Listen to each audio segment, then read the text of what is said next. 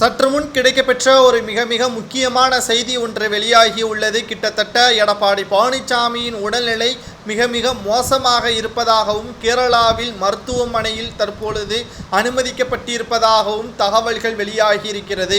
மக்களவை தேர்தல் முடிந்ததற்கு பிறகு எடப்பாடி பழனிசாமி அவர்கள் யாரையும் சந்திப்பதற்கு அனுமதி அளிக்கவில்லை.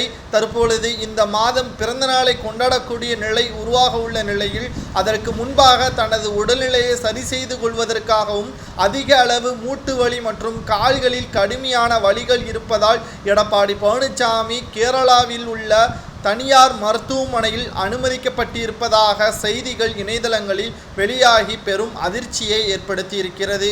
மிக மோசமான நிலையில் எடப்பாடி பழனிசாமி அவர்கள் இருப்பதாகவும் நடக்கக்கூடிய முடியாத நிலையில் எடப்பாடி பழனிசாமி அவர்கள் இருப்பதாகவும் செய்திகள் வெளியாகி இருக்கிறது.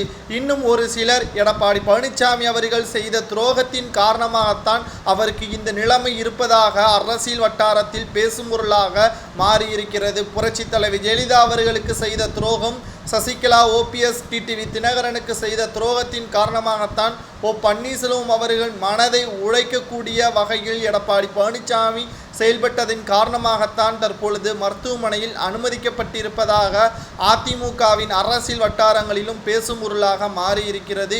உண்மையில் எடப்பாடி பழனிசாமி அவர்கள் மருத்துவமனையில் அனுமதிக்கப்பட்டிருந்த செய்தியை கேட்டவுடன் பிரபல அரசியல் கட்சி தலைவர்களும் நலம் விசாரித்தும் வருகிறார்கள்.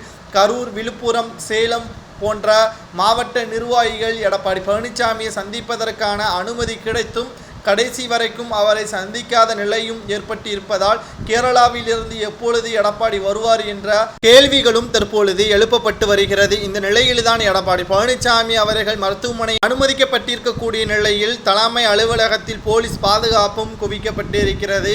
மேலும் எடப்பாடி பழனிசாமி தனது பிறந்த நாளுக்கு முன்பாகவே தமிழகத்திற்கு வருகை தருவார் என்றும் அவரை பல்வேறு நிர்வாகிகள் சந்திக்கலாம் என்றும் அவரது PA தெரிவித்துள்ளார். இதை பற்றி உங்களது கருத்துக்களை மறக்காம கமெண்ட் வாயிலாக கூறுங்கள். நன்றி, வணக்கம்.